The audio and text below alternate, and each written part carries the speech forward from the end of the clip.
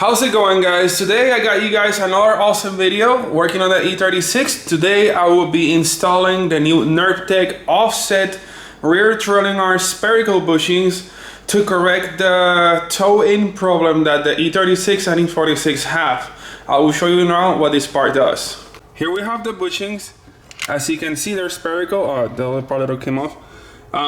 But they are offsetted, so what they did, they make the sides a little thinner to be able to make room to make them offset, and that way adjust the toe-in issue on the car. If I put this one like this and I put the other part in, so this is one side and the other side is like pretty much flush. So with this I'll be able to finally fix that issue that I have with this car where my rear tires are like literally like facing in. I have it max toe out, and you can still see there's a lot of like toe in the car. Also, another issue that I have with the car is that the rear trailing arm on the passenger side is bent. It actually came bent with the car, and I was like, why do I have more toe in on one side than the other? Also, the space between the wheel well and the tire is a lot smaller on the passenger side. So when I measure the trailing arm, it's actually shrunk by about 1.25 inches. So that means it's bent in, and then it's causing that whole misalignment issue. So today I'm gonna replace that with this trailing arm that I got from the junkyard that I gotta refurbish. So I first gotta clean it all up, and then I have a new hub and wheel bearing for it. And then I have another set of the welding brake caliper brackets, so I can do the dual caliper on that side as well. Then I will be replacing the current NERPTEC bushings with the new offset bushings on both sides. NERPTEC also makes these really awesome gussets for the front strut tower, so they go from the fender all the way to the strut tower, but I can't install these because I don't have paint to repaint them back after I undo the paint right now. So that will be on a separate video probably soon. I went ahead and skipped all the boring part of taking the whole control arm off or trailing arm off and everything else. Also was gonna change the hub, but the hub that came with the new trailing arm is actually pretty good. Plus I couldn't get it off, so that's I'm on a tight schedule, so I'll just leave it for now. If it starts making noise, I have a new one, I'll just change it later. So I'll just skip that and get to the chase so I can get this done today. Right now I have the newer or good condition trailing arm with the rotor. Then I also mounted the factory caliper on just so I can see what the distance over here between the bracket and the caliper is supposed to be, like center, so I can mimic it with the new bracket. This is the thing already mounted, so I have the new well-known bracket. You do need to remove the speed sensor for this, so you will no longer have ABS if you do dual caliper setup. Then installed, it's gonna look something like this. I'm positioning this, then I gotta get the gap centered, and then I'll just tack it in place and then weld it all together. Let me tack this and I'll show you guys how it looks. The bracket is now tacked in place, and that looks pretty center right there.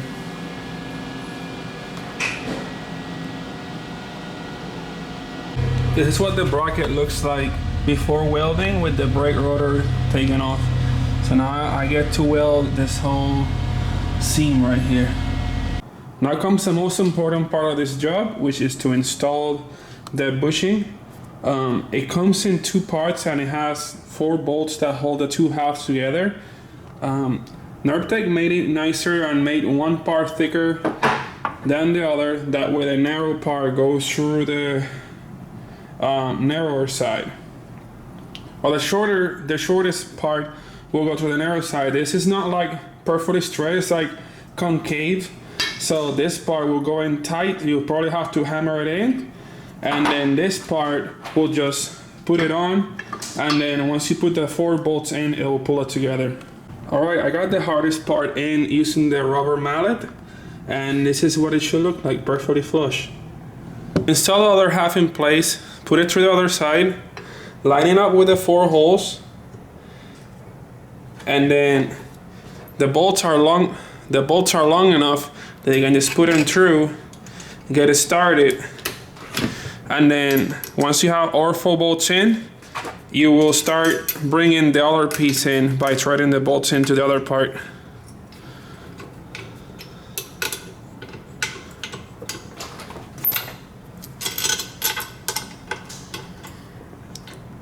Make sure that the threads are straight and you don't cross thread it, because if it is, then you'll ruin the part.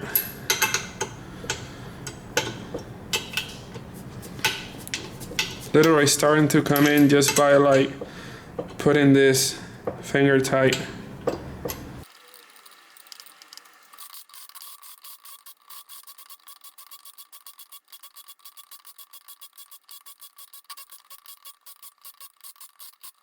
Both pieces are mounted flush. Now the only thing left to do is to put the offset things. So you put this one on this side and then the flush one on the outside. That way it will push the arm out, and then you have a lot more adjustment to get rid of that bad toe-in issue. I went ahead and prepped everything that could only mean one thing, that this thing is gonna get paint. To remove the rear drilling arm, first thing I'm gonna do is I'm gonna undo the axle nut. This one is a 12.30mm socket. Then I need to take the brake calipers off, which is a 7mm Allen key. So I'm gonna undo the 2 bolts on the back of each caliper, and then I have to take this clip off too. It's like a little spring thingy.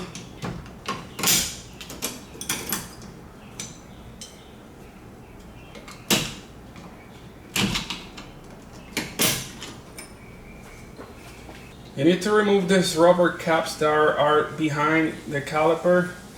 They protect the bolts from moisture. There we go, they look like this.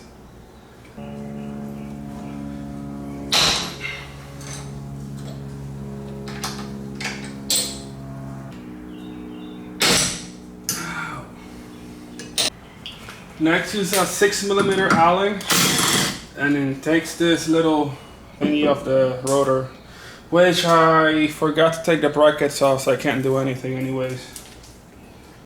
Now there are these 2 10mm bolts holding the brake line brackets.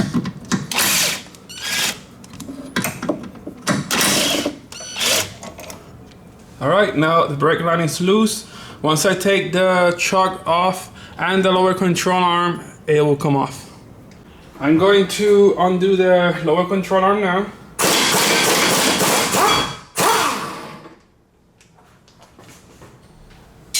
This one is a 18mm bolt.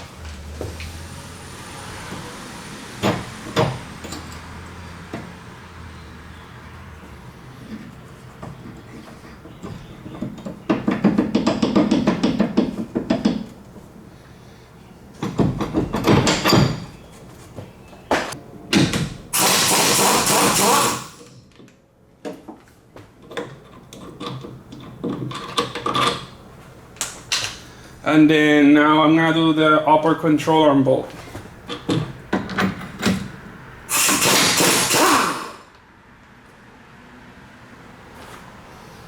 That just took grease right on my forehead. That is nasty. Brake caliper brackets are off, so now I can finally undo this. Last but not least is the trailing arm bracket bolts. These are also 18mm.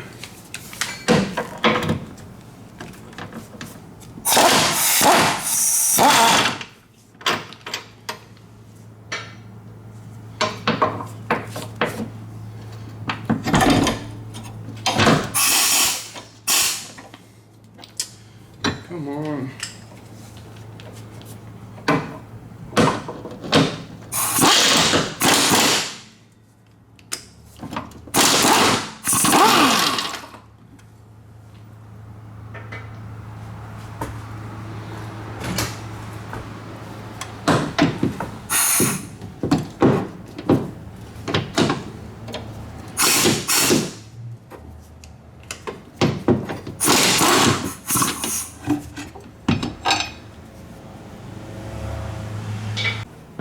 Here we go, last thing. Get this bolt off. And now I should be able to slide everything out of the way. There we go. Here's a quick side-by-side comparison from the new offset bushing and the regular center bushing that I had before. So it has this part sticking out and the other side is flush. He also made the walls thinner to be able to compensate for the space to make sure that you can make it offset. Poor car, it looks in pieces right now. What my rear end looks like with no trailing arms.